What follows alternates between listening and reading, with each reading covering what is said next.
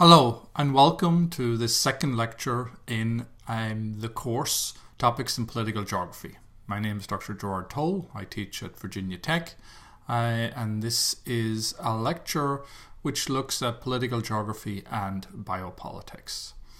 Now the text that we're going to use here is Thomas Lemke's book Biopolitics, an Advanced Introduction. It's a book that I like.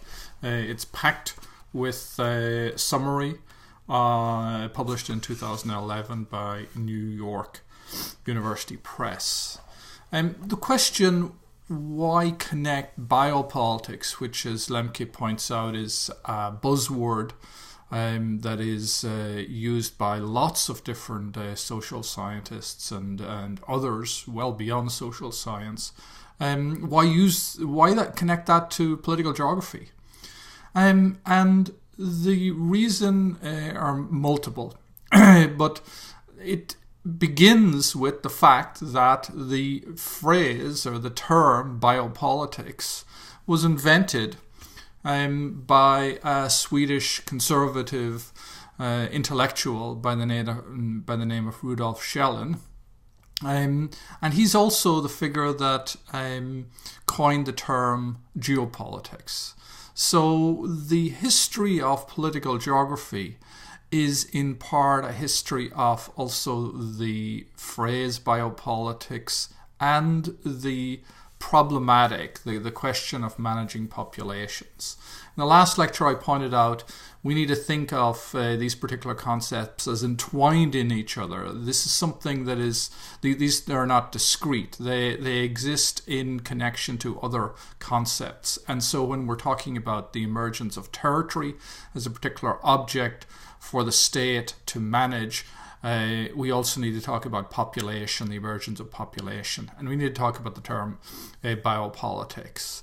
So Lemke's book is very, very useful in providing us with an introduction to the many different ways in which the concept is used by different figures and the ways in which it is connected to the history of political geography. Now, Schellen was someone who influenced a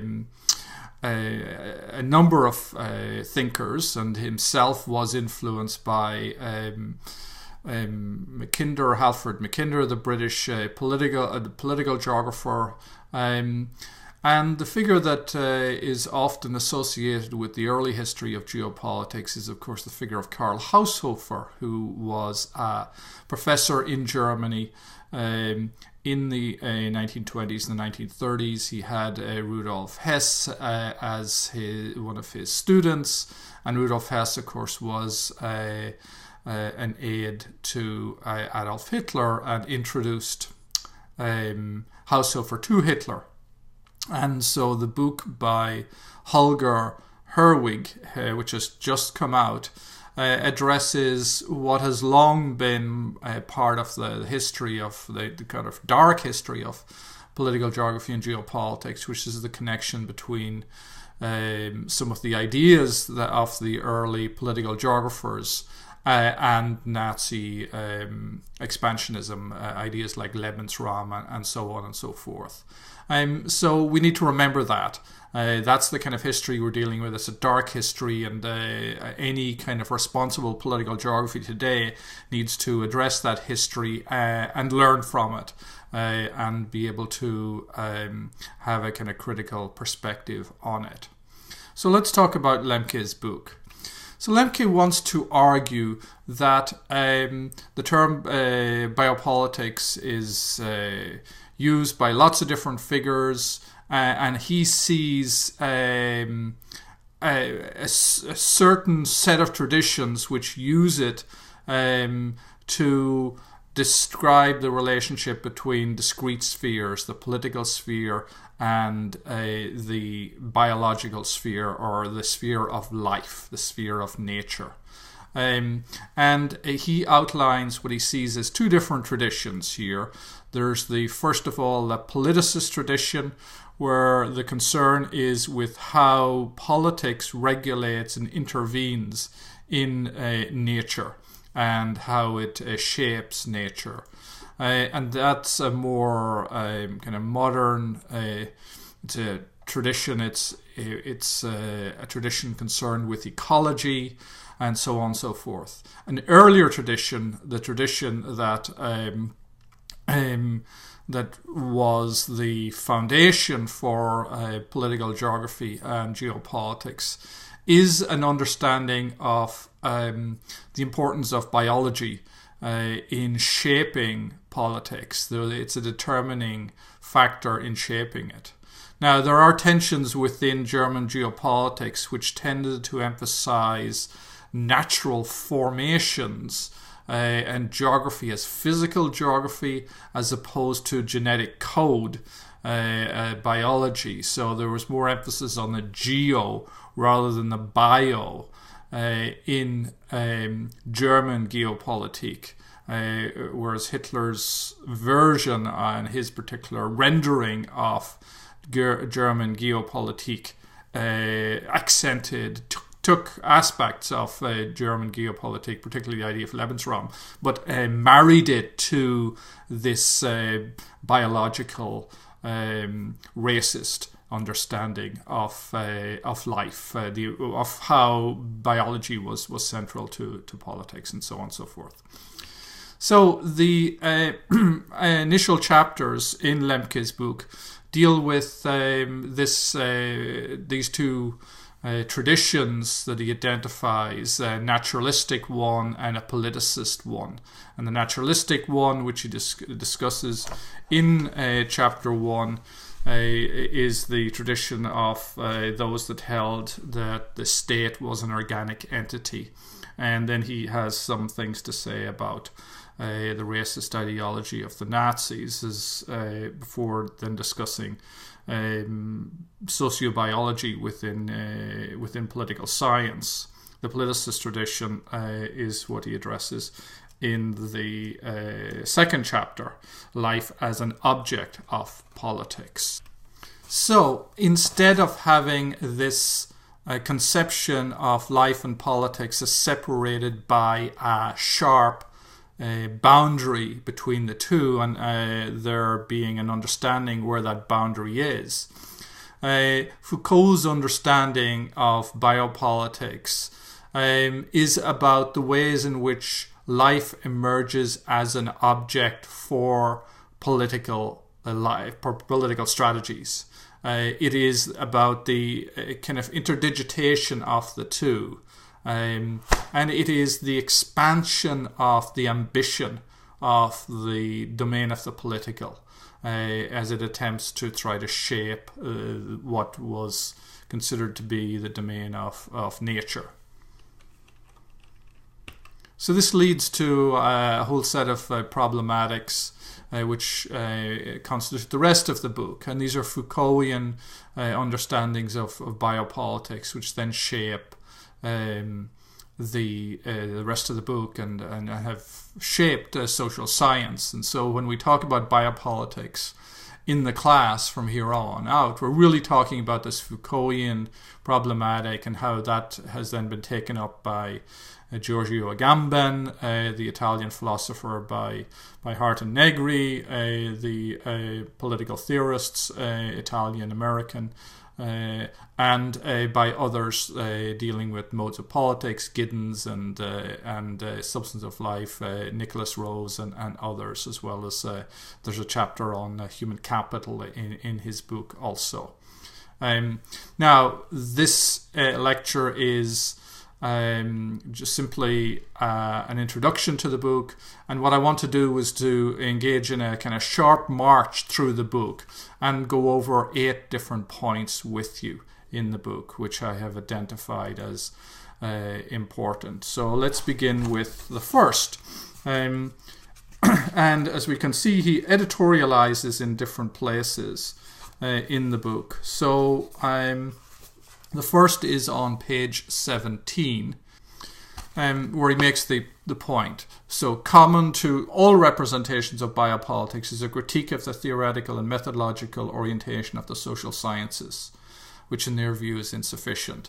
And so when you talk about biopolitics, we're really talking about a critique of the ways in which our understanding of social science is captive to a very liberal understanding of human agency.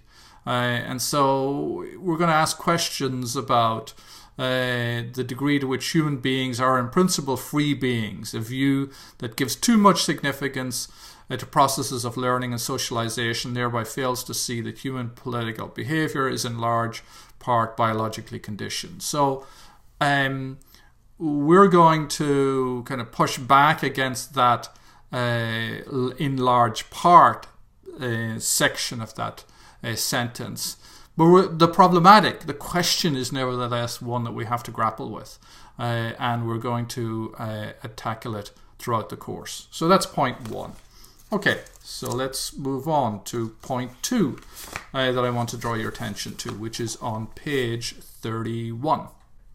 So, here's the point that he makes on page 31 that I think is relevant.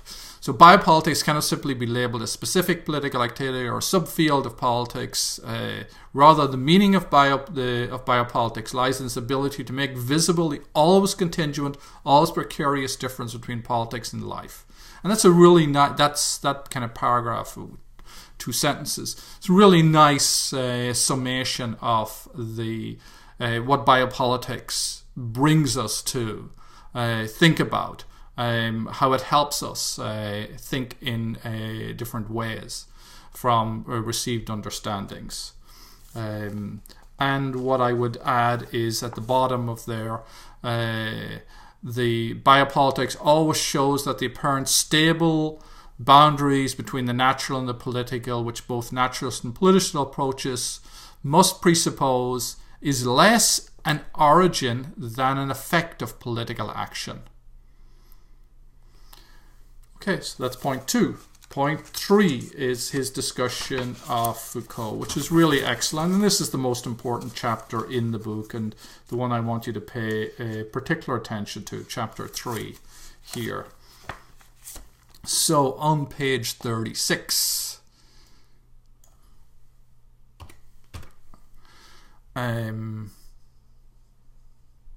so this is a very nice summation of Foucault's ideas here. And you'll see that he understands 2 different revolutions, or teases out 2 different ones, 2 different basic forms of the power over life that emerge in the modern era, from the kind of moving from the classical era to the modern era. So for the first one had already emerged in the 17th century, and this is an anatomo-politics of the human body. Conceives of the human body as a complex machine, and rather than repressing and concealing, it works by constituting and structuring perceptual grids and physical routines. It is exactly this coupling of economic and political imperatives that define discipline and establish its status as a technology. So that's the first understanding of a disciplinary society. And then in the second half of the 18th century, another technological power emerges, which was directed not at the bodies of individuals, but at the collective body of a population. And here, population is understood as a social body, characterized by its own processes, such as birth, death rates. And so this is the emergence of a state which is looking at its population as a resource. So 2 series, therefore, may be discerned: the body, organism, discipline, institution series, and the population, biological processes, regulatory mechanisms, state. Okay, so that's point number 3.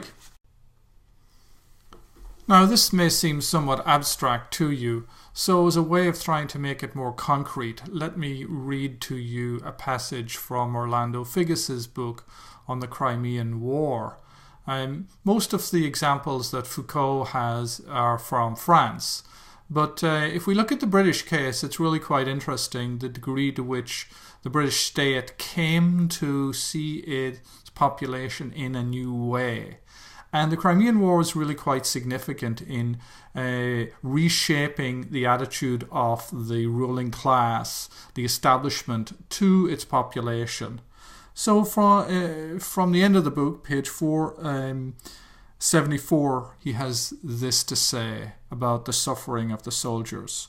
The particular suffering, which was first brought to the attention of the British public through newspapers, and this was the first war where newspapers played a major role. It played a role in transforming the public image of British troops, and quite a number of them were Irish, actually. Before the war, the respectable middle and upper classes had viewed the rank and file of the British Army as little more than a dissolute rabble, heavy drinking and ill-disciplined, brutal and profane, drawn from the poorest sections of society. But the agonies of the soldiers in the Crimea had revealed their Christian souls and turned them into objects of quote-unquote good works and evangelical devotion. Religious ministering to the rank and file dramatically increased during the war. The army doubled its number of chaplains, and every man was given a Bible free of charge, courtesy of middle-class donations to the Society for Promoting Christian Knowledge and the Naval and Military Bible Society. So here you have the shaping of quote-unquote men's souls, not by necessarily the state itself, but by other power structures, like in this case the Anglican Church. The war recast recast the notion of heroism. Heroics were previously only reserved for the aristocratic class, but for the first time, heroics were extended to ordinary soldiers, and you had the Victoria Cross given for the first time to ordinary soldiers. The aristocracy, by the way, performed atrociously in this war. It was a massive scandal because a number of the aristocrats had bought their positions in the army. The Crimean War also gave rise to muscular Christianity. This was best expressed in a very, very successful book called Tom Brown's School Days, which was published just after the war in 1857. But the idea was this, is that Christian soldiers were going to be formed. So there was the notion of Christian soldiers fighting righteous wars. That came to define the Victorian imperial mission. This is the time when Britons began to sing in church. Onward Christian soldiers marching as to war, with the cross of Jesus going before. Christ the Royal Master leads against the foe. Forward into battle, see his banners go. So the idea of muscular Christianity was that training boys to fight for Christian causes was the idea of what was taught at public schools, public being an ironic phrase in as much as these were private schools in the UK for the elite. So the least of the muscular Christians has hold of the old chivalrous and Christian beliefs that a man's body is given him to be trained and brought into subjection and then used for the protection of the weak, the advancement of all righteous causes, and the subduing of the earth which God has given to the children of man. And Figgis writes, at the heart of this ideal was a new concentration on physical training and the mastery of the body as a form of moral strengthening for the purposes of holy war. It was a quality associated with the hardiness of the suffering soldiers in the Crimea.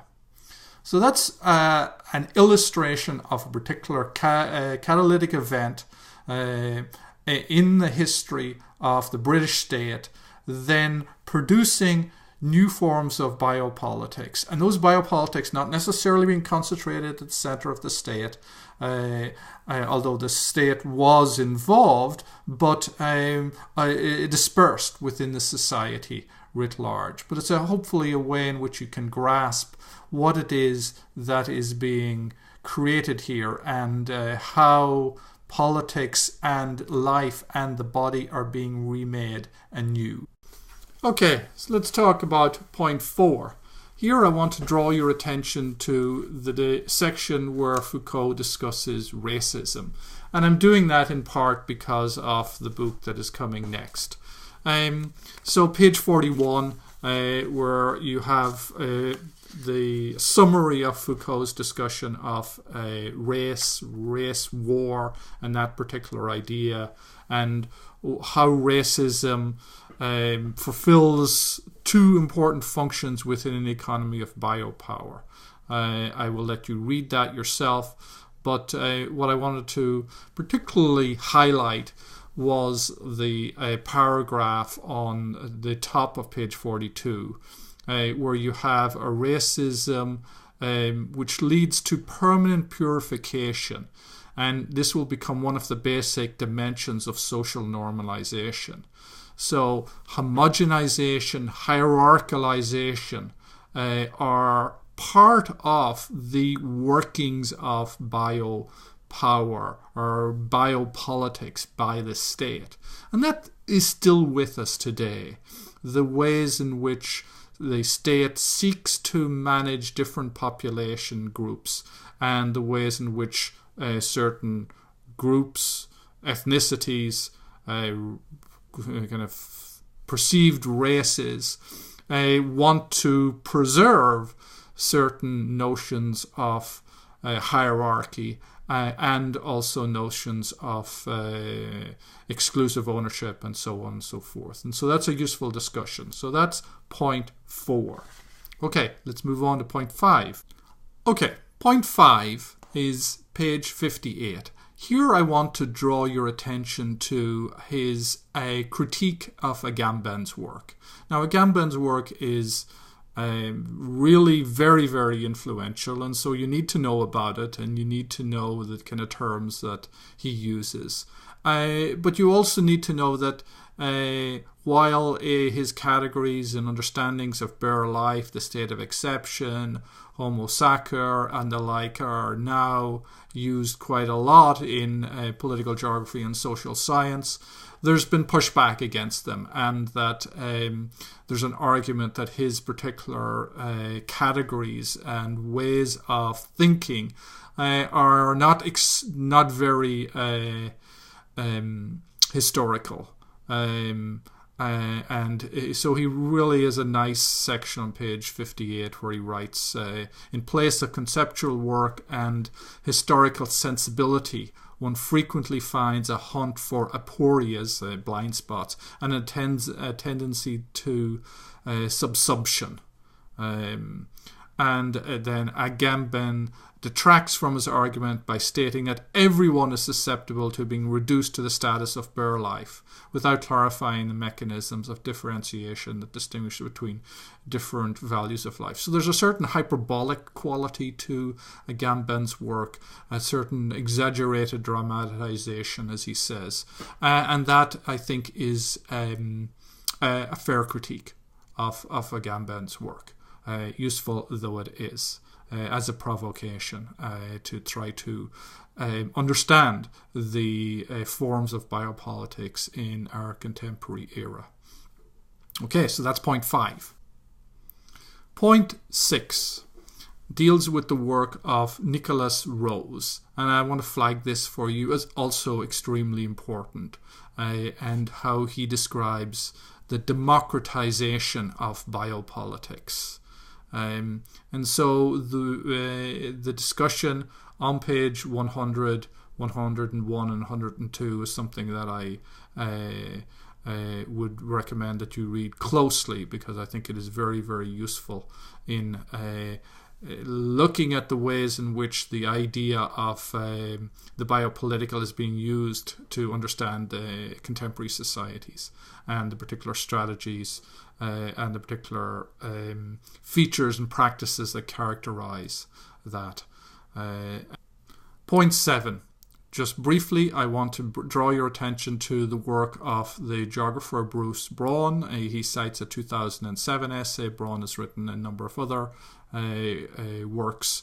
And he flags the idea of biosecurity as a particular area where you have the emergence of a whole set of practices by the state to try to regulate, control, and manage pathologies. Point 8 is the last page of the book and the last paragraph. And what I want to draw your attention to is the possibility of the potential of biopolitics as a creative way of rethinking the challenges and features of the contemporary period.